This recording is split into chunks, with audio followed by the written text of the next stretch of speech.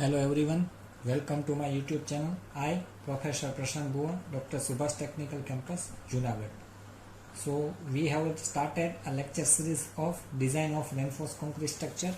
In that previous some lectures we start the G+3 RCC residential building. In that particular G+3 building is concerned, we have to started the design of a beam. We already completed the slab in one-way continuous and two-way slab. So particular beam design, in previous lecture we have to stop table of moment distribution method. So I will give calculating the final answer at your own level. It means at your home. I hope you have to completed this table seen in the screen, and you got the final column moment and beam moment at the end of table. So I will write the final moment. You have to check your answer is correct or not, and if your answer is not correct, so please check your calculation process again and verify it, because it's very important step to go forward the design of beam. So final answer is concerned, column A का final answer आता है 132.05. Span A B का answer आ रहा है -132.05. Similar B ए का आ रहा है 150.22. कॉलम सी का आ रहा है -75.37. सी डी का आ रहा है -74.59. ये आ रहा है +74.59, जो कि हमारा है सी बी. सी का आ रहा है 75.37, similar to the B but in opposite sign. और ये आ रहा है 115.22, जो कि सी डी का है वो बी ए का आता है. और डी सी का आ रहा है ए बी जितना -132.05. So this is the final moment. I hope you have to calculating and completing the moment distribution table. There are no query regarding this distribution table.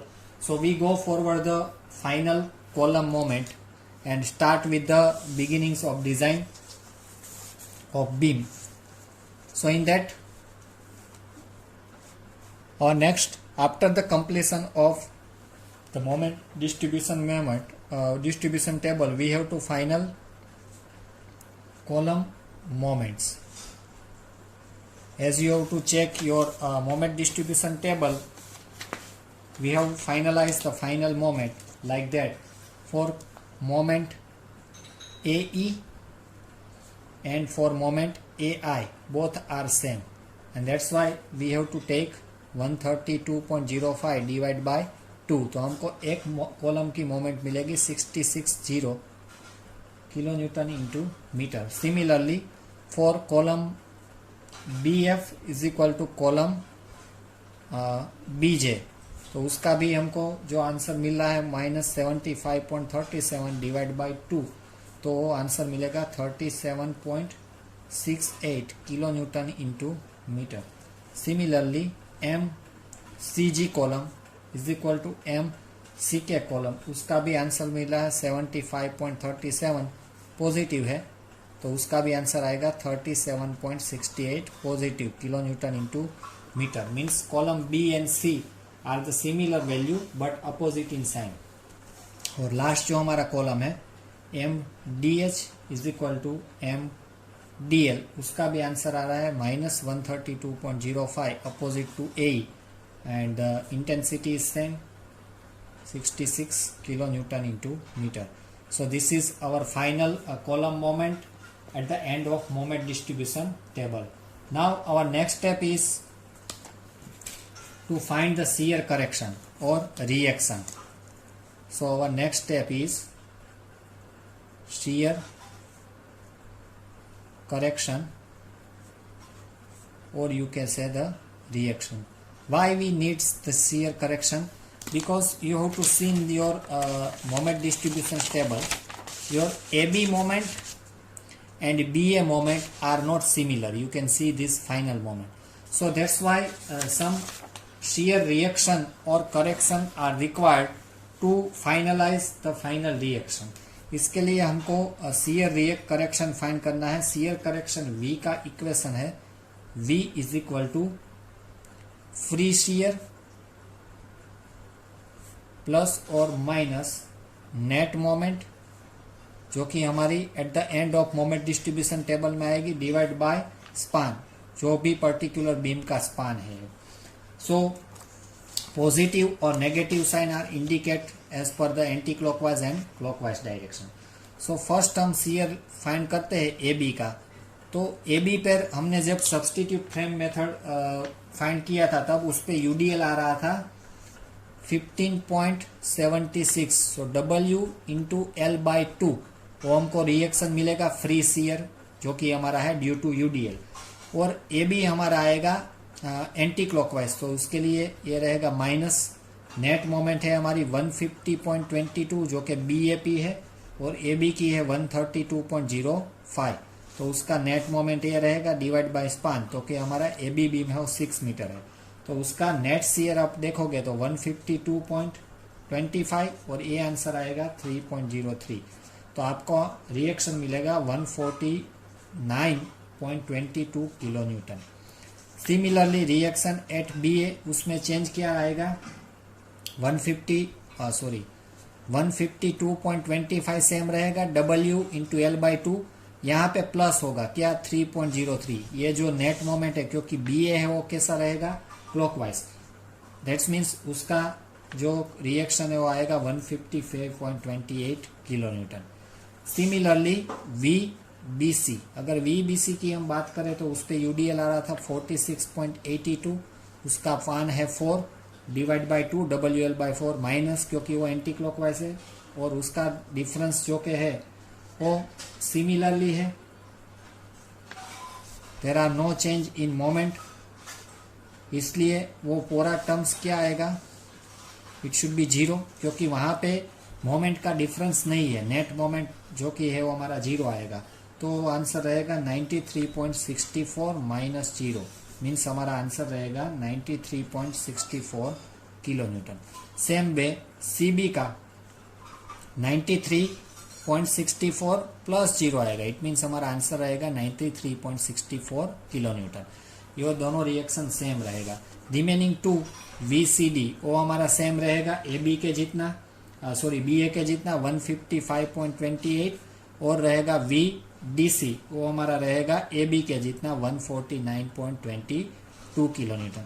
सो ये हमारा है फाइनल शियर करेक्शन और final reaction after the completion of moment distribution method. So shear correction इसलिए जरूरी है क्योंकि हम moment distribution table जब कर रहे हैं तब काफ़ी सारी मोमेंट है वो कॉलम में ट्रांसफर करते हैं, इसलिए रिएक्शन में चेंज रहेगा। डायरेक्टली हम जो यूडीएल के हिसाब से शियर करेक्शन कर रहे हैं वो यहाँ पे नहीं आएगा। That's why we required this equation. So आपको ये इक्वेशन शियर करेक्शन का याद रखना है। फ्री शियर प्लस और minus net moment divide by span. Free shear हमको सब्सटीट्यूट मेथड में जो टोटल यूडीएल हमको मिलता है उसके हिसाब से हमको काउंट करना है। So now after completing the shear reaction we carried out the maximum midspan moment. So now our next term is carried out maximum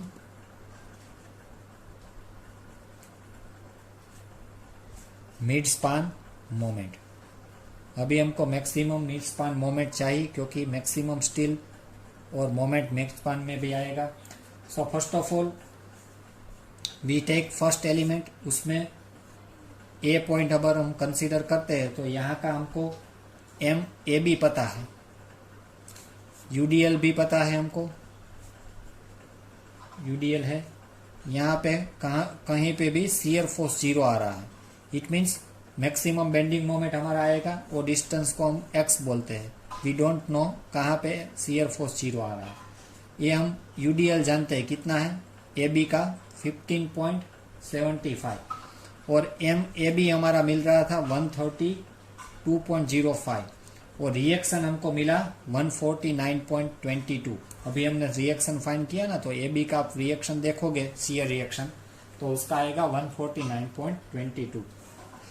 now this span A B is similar at C D, तो A B का find करोगे तो C D का भी same मिलेगा. So now for maximum bending moment will occur, कहाँ पे maximum bending moment possible है, जहां पे शियर फोर्स क्या रहता है, 0. सो हमने अज्यूम कर लिया कि ए से एक्स डिस्टेंस पे शियर फोर्स हमारा 0 होता है, तो वहां तक की बेंडिंग मोमेंट अगर हम फाइंड करते हैं, so load into distance 149.22 multiply is equal to 15.75 multiply by x. तो अगर हम x इसमें से फाइंड करते हैं तो मिलेगा 2.94 मीटर. मीन्स ए से हम 2.94 मीटर अगर हम ट्रैवल करते हैं तो वहां पे शियर फोर्स क्या रहता है, 0.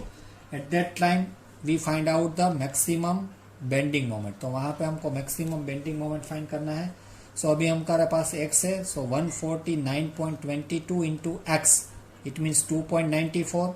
एक मोमेंट आएगी due to reaction, minus UDL के लिए 15.75 into W L square by 2, W into L minus 2. और हमारी मोमेंट जो है एम ई की, एम ए बी, वो है 0.5. तो ये सभी का हम कैलकुलेशन करते हैं. Summation of M is equal to 0 at A. एक ये मोमेंट आएगी 149.22 मल्टीप्लाई बाय एक्स, वो हमारी आएगी clockwise, that's why we take the positive. ये हमारी आएगी anti clockwise, again load into distance, load into W into L by 2. और ये रहेगा जो कि हमारा एम ए बी जो फिक्सन मोमेंट है. तो अगर आप ये सोल्व करोगे तो आपको मैक्सिमम मोमेंट मिलेगा 87.32 किलो न्यूटन इंटू मीटर, जो कि हमारा स्पान मोमेंट है फॉर स्पान ए बी और सी डी. सो अभी रिमेनिंग स्पान कौन सा रहा, स्पान बी सी. सो स्पान बी सी के लिए हमको फाइंड करना है, क्योंकि स्पान बी सी का अगर आप एलिमेंट ड्रॉ करोगे तो ये बी है, यहाँ पे यूडीएल लगता है, तो बीसी पे यूडीएल चेंज है, यूडीएल होता है 46.82. अगर आप बीसी मोमेंट की बात करें तो मोमेंट एट बीसी जो कि हमको मिल रही 74.59. रिएक्शन हमको बी सी का मिला है वो है 93.64 किलो न्यूटन. सो उसमें भी हमको एक्स डिस्टेंस लेना है, जहाँ पे शियर फोर्स क्या है, 0. So let us consider distance x from the b, जहाँ पे शियर फोर्स है वो 0 होता है. तो अभी हम x फाइंड करेंगे 93.64 is equal to load into distance, हमको पॉइंट लोड मिलेगा x, तो x उसके हिसाब से अगर हम फाइंड करेंगे तो 2 मीटर मिलता है. इट मीन्स b से हम 2 मीटर ट्रैवल करते हैं तो यहाँ पे शियर फोर्स 0 मिलता है. At that time our moment should be maximum, so we find out maximum bending moment. So 93.64 multiply by 2 वो हमारी clockwise moment रहेगी.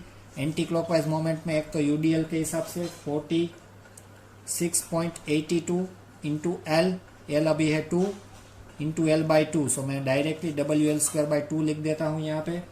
और एम बी सी जो कि हमारी फिक्सन मोमेंट है 74.59, वो भी एंटी क्लॉकवाइज है, इसलिए माइनस. अगर आप ये सोल्व करोगे तो आपको नेट मोमेंट मैक्सिमम मिलेगी 19.05 kilo newton into metre. At कहाँ पे मिलेगी, at middle of BC. So total BC का स्पान है 4 मीटर, सो एग्जैक्टली मिडल में हमको वो मैक्सिमम मोमेंट मिलती है. So maximum negative moment at support we already know that. हमने नेगेटिव सपोर्ट्स के लिए मोमेंट तो फाइंड कर लिए. एट ए और डी जो कि हमारा सपोर्ट है उसमें मैक्सिमम नेगेटिव मोमेंट आ रही 132.05 kilo newton into metre. And दूसरा जो सपोर्ट है बी और सी उस पे आ रहा है minus 115.22 kilo newton into metre. Means at the end of this span moment we have maximum mid span moment and we have also maximum the negative moment at support also. So now we can enable to design of flexure of particular beam. अभी हमारे पास mid span भी moment है और support का भी moment है, तो अभी हम बीम के लिए फ्लेक्सर डिजाइन कर सकते हैं. तो पहले हम रेक्टेंगल बीम सेक्शन की डिजाइन करेंगे. इसके लिए first of all we find out the mid span steel, mid span की मोमेंट के लिए हमको स्टील फाइंड करना है, उसके बाद हम फाइंड करेंगे सपोर्ट के लिए. So our next step is finding out the और started the new step and the name is flexure design. अभी हमको बीम का फ्लेक्सर डिजाइन करना है after getting the all moment, span moment and support moment. So अगर हम beam का flexure design करते हैं तो first of all we assume that design for a rectangle beam section. So अभी हम रेक्टेंगल बीम सेक्शन डिजाइन करते हैं तो first of all at mid span, पहले हम मिड स्पान फाइंड करते हैं ए बी और सी डी दोनों का सेम ही है. तो अगर हम मिड स्पान पे पहले स्टील फाइंड करते हैं so we overall know the maximum moment at mid span. M U कितना है 87.32 किलो न्यूटन इंटू मीटर, हमने अभी प्रीवियस स्टेप में ही फाइंड किया है. विड्थ ऑफ बीम है हमारा, विड्थ ऑफ बीम की बात करें तो हमारा है 230 mm और ओवरऑल डेप्थ हम अज्यूम करते हैं 450 mm क्योंकि रेक्टेंगल बीम हमको लेना है. तो 230 विड्थ अभी हमारी है और अज्यूम किया है हमने 450 mm. 230 विड्थ इसलिए क्योंकि हमको एक्सटर्नल वॉल थिकनेस दी गई है 230. सो हमारा विड्थ ऑफ बीम भी सेम रहेगा एक्सटर्नल वॉल थिकनेस जितना. तो अब हम जो चेंज डायमेंशन है वो हमारा क्या है डी, इसलिए हमने फर्स्ट ऑफ ऑल डी है वो एज्यूम कर लिया है. तो अगर इसमें से आप इफेक्टिव डी फाइंड करना चाहते हैं तो 450 minus effective cover of beam, तो कवर बीम में हम जनरली 50 mm प्रोवाइड करता है तो आपको डी मिलेगा 400. Now as per the MU limiting equation, if you to seen as per the SP60 MU limiting में आपको होना चाहिए 1.138 FC के BD². अगर M20 का ग्रेड है और FE415 है तो आपका MU limiting minimum MU limiting आपका होना चाहिए 0.138 FC के इंटू BD². सो मेरे पास सभी वैल्यू है. FC के हमारा है 20, B है 230 और D है 400².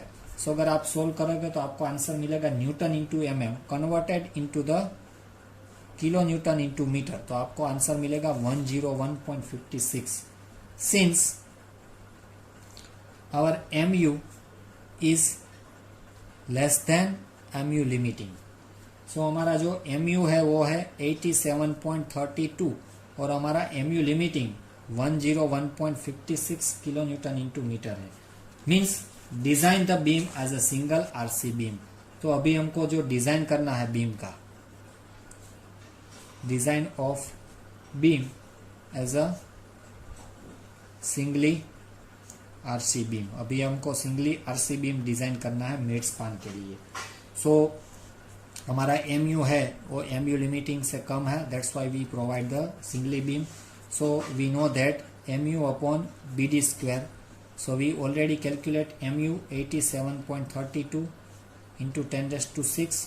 B हमारा है 230, D है 400. सो आपको आंसर मिलेगा 2.37. यूजिंग SP60 पेज नंबर 48 आप टेबल देखोगे तो उसमें से आपको PT मिल जाएगा. तो PT मिलेगा 0.785%.